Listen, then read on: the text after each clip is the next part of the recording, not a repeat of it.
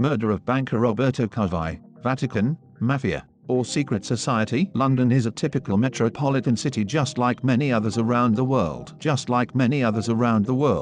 allure of the so-called bright lights, big city can trap the unwary or naive in its more sinister underbelly. This is most often true for young adults that can be drawn in by the possibility of a better life, only to discover that the end of their life is waiting for them. Roberto Calvi, the 62-year-old chairman of an Italian bank, would not normally be vulnerable to a situation like this. However, in 1981, the powerful banker found himself caught in the midst of a financial scandal that would lead to one of London's most controversial unsolved deaths. Banco Ambrosiano's illegal export of millions. During 1978, the Central Bank of Italy, BOI, published a report about the activities of Italy's second-largest private bank, Banco Ambrosiano, from which billions of lira, $27 million, had been transferred out of the country illegally. This led to a full-fledged criminal investigation resulting in the conviction of the chairman of Banco Ambrosiano, Roberto Calvi, nicknamed God's Banker, in 1981. Ultimately,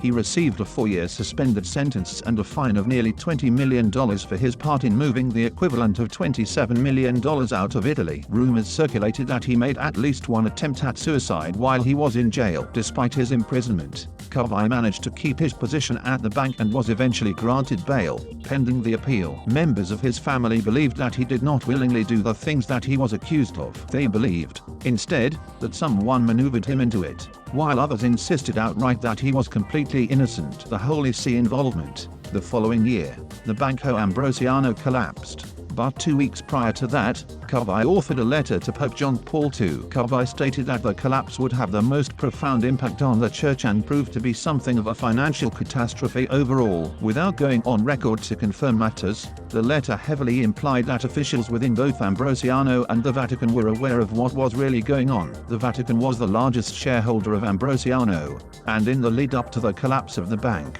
debts of up to $1.5 billion were discovered. This included debts to the Mafia. In 1984, the Vatican Bank agreed to pay off 120 of the Ambrosiano creditors $225 million. However, due to a lack of evidence, the Vatican Bank received immunity. Calvi escapes to London on the 10th of June 1982. 5 days after contacting the Pope, Calvi disappeared from the apartment he had in Rome. Using a false passport, he managed to fly to London with a single stopover in Zurich. 1 week after his absence was noticed, officials at the Bank of Italy relieved him of his post there. Calvi's private secretary, 55-year-old Grazia Corriccia, wrote a note that condemned the damage Calvi had done to the bank and the majority of the staff employed there. Corriccia then died when it appeared that she threw herself from the bank's 5th-floor window. Investigators ruled her death a suicide. The mysterious death of Roberto Calvi. The following night, Calvi left his flat in the Chelsea district of London for a meal. When he had finished his supper, he decided to take a stroll along the north bank of the Thames. What happened after this has been hotly debated for over 3 decades. Roberto Calvi was discovered in the early hours of June 18 suspended beneath Blackfriars Bridge close to the financial heart of London. He had approximately $15,000 in cash that consisted of 3 different currencies. Also found on the body were some bricks inside his clothing. News of the discovery of his body sent shockwaves throughout the city. It didn't take investigators that long to identify the corpse as that of Roberto Calvi. The investigation lasted for a little over a month before a final determination. Officially,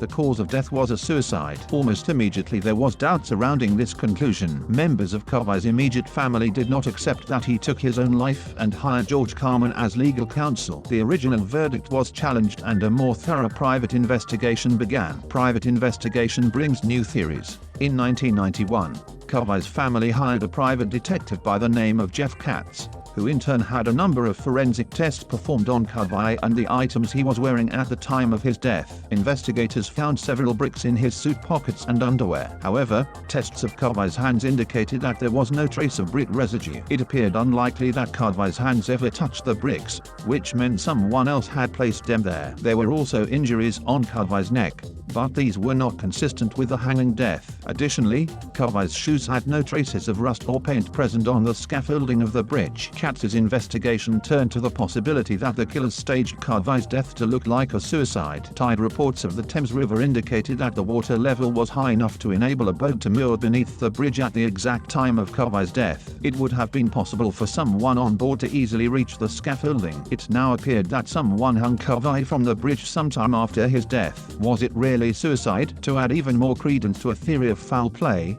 the team could not see how a man in his 60s and not in the best of health could have accomplished this suicide. He would have navigated his way beneath a well-used bridge in the middle of London, shimmied along the scaffolding, and then chosen a spot to loop one end of a rope around the scaffold and the other around his neck, all without being seen by anyone and carrying several bricks concealed beneath his clothes. One scientist went as far as placing similar blocks beneath his own clothing and recorded chafing to his thighs. Calvi's body did not reveal any such chafing. A second ruling about a year after the first returned an open verdict. It was better than suicide, but still not really a definitive answer. The case reopens with new facts. In 2002, another forensic report officially established that the cause of death was murder. The City of London Police reopened the case in September 2003 as a murder inquiry. As this new investigation progressed, additional facts came to light. Before Calvi fled Italy, he reportedly behaved as though he was in fear of his life. Among the customers of the Banco Ambrosiano was the Mafia. They used Calvi's bank as part of their money laundering operations, and Calvi was integral to the crimes. Some people theorized that Calvi himself had either personally siphoned off large amounts of this money or allowed it to happen under his watch. Calvi may have also had inside knowledge of corrupt activities of powerful Italian politicians and even the Vatican. Furthermore, Calvi supposedly had access to at least some secrets that had to remain hidden. The bank chairman was clearly in a powerful position of influence and, perhaps, he may have been one of the more dangerous people in Italy. If all of these rumors and conjecture are true, then there is a strong possibility that he knew too much. Mafia ties. Some people claim that Calvi embezzled the Mafia out of $50 million.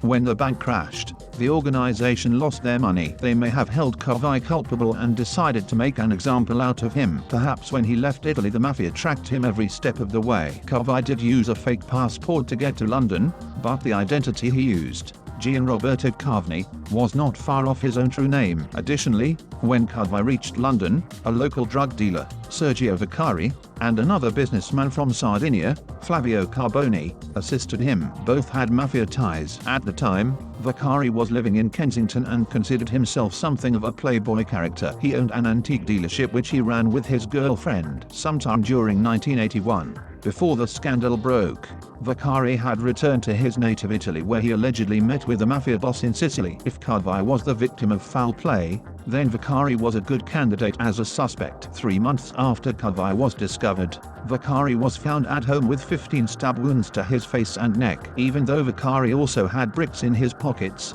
police did not link the deaths at all. Officers also found a document containing a list of the members of the secret society, Propaganda Due, P2, in his apartment. P2 secret society ties. Calvi was a member of the illegal P2 Masonic Lodge. Members of the group refer to themselves as Fratineeri, which translates into Blackfriars. Thus, it seems an odd coincidence that the killers used Blackfriars Bridge from which to hang Calvi. Although it is strictly conjecture, another strange coincidence was the bricks in the pockets of Calvi and Vaccari, a possible symbolic warning by the P2 Freemasons. Propaganda Due was originally a Masonic lodge that began operating at the end of the Second World War. However, in 1976 its leaders withdrew the Masonic constitution, and P2 became involved in more sinister persuasions. One of their aims was to achieve an ultra-right-wing government. Thus, their network ran deep into many of the most powerful positions in Italy. Often described as a state within a state, the Masonic Lodge counts politicians, judges,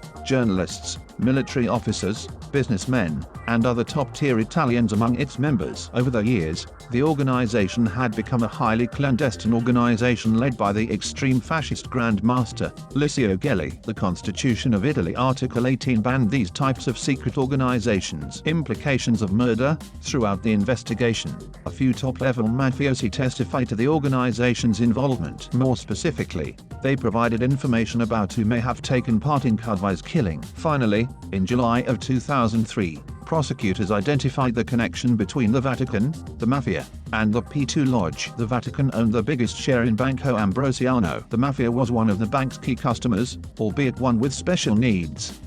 P2 was also a powerful customer. Calvi not only managed massive amounts of Mafia and P2 money, he laundered their funds and financed the organizations through the bank. The Mafia and the P2 leader, Licio Gelli, may have worked together to silence and punish Roberto Calvi when they lost their money in the bank collapse of 1982. 5 people went to trial in 2005 for the murder of Roberto Calvi. They were Francesco Di Carlo and his ex-girlfriend Manuela Klinsig, businessman Ernesto Diotolivi, Mafia boss Giuseppe Carlo, and Silvano Vita, Calvi's bodyguard. Licio Gelli never received a formal indictment. In 2007, the courts acquitted all 5 defendants for lack of evidence. To this day, there have been no convictions for the murder of Roberto Calvi.